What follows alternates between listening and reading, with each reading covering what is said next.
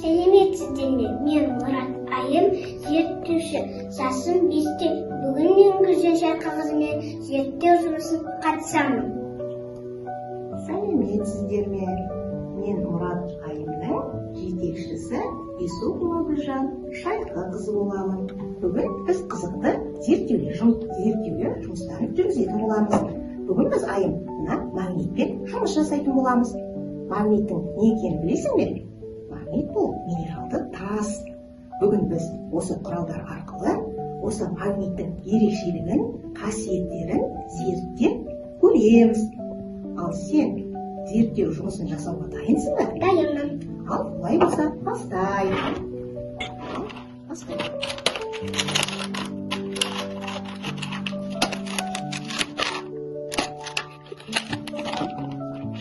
Магнит, Айым, соны не түсіндің? Магнит пластиктан да өтіп тұр. Пластиктан да өтіп тұр екен. Бұның ерекшелігі су екен. Ал енді, Айым, біз магниттің ерекшелігін тағы бір тәжірибе арқылы жасап көрейік. Шыныға мен су құямын.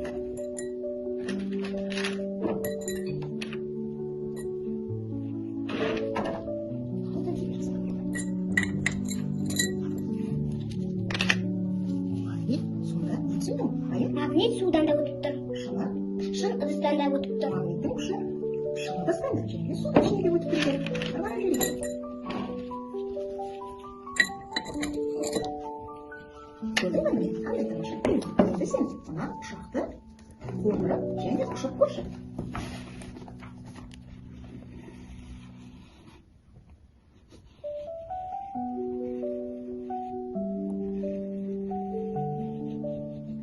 Жарайсың, Айым.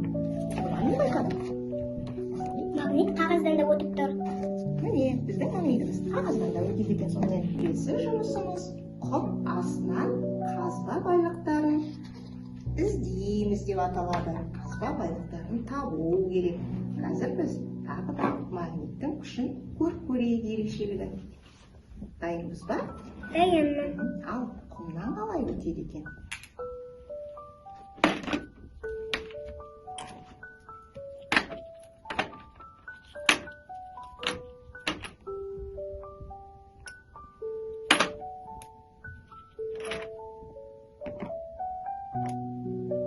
Жарайсың, Айым. Бұл арқылы не көрдің сен? Не түсіндің? Магнит топырақтан да өтіп тұр. Магнит топырақтан да өтеді екен. Магниттерді зерттеу арқылы магниттің ерекшелігі, оның қасиеттері қандай екенін біз зерттеулер арқылы түрлі эксперименттер жасадық. Магнитпен жасаған біздің зерттеулеріміз саған ұнады ма, Айым? Ұнады. Олай болса, енді келесі кезекте суға тәжірибе жасап көрейік. Су құямыз. Осы суды қазір қағазбен бетін жауып, мен қазір суды төкпей төңкеремін. Сен мұқият қара және менімен бірге қайтала. Жарай ма? Жарайды. Қағаз суды шығарам екен. Мұқият қарайық. Сен қара және менімен қайтала. Су төгілді ме? Төгілген жоқ. Апай, мен де жасап көрейінші. Жарайды. Сен де байқап көр.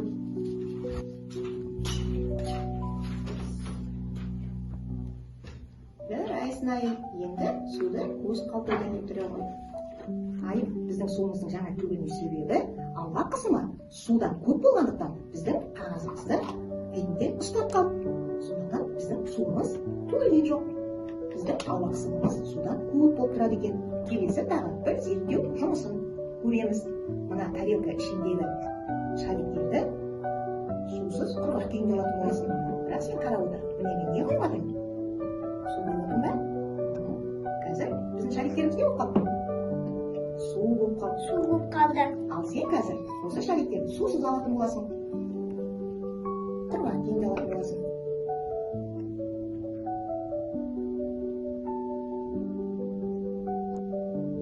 Апай, су қайда кетті?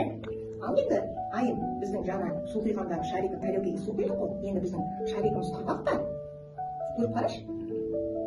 Құрғақ тарелкеде тұрды. Құрғақ тарелкеде тұр екен. Біздің суымыз банка ішіне алып қалды. Көрдің бе? Біздің бүгінгі жасаған зерттеуіміз саған ұнады ма? Ұнады. Айым, бүгінгі біздің магнитпен, магниттің қасиетін, ерекшелігін зерттеген жұмыстарымыз және мына суға байланысты жүргізген тәжірибелеріміз саған ұнады ма? Ұнады. Олай болса, келесі зерттеу орталығында кездескенше сау болыңыздар.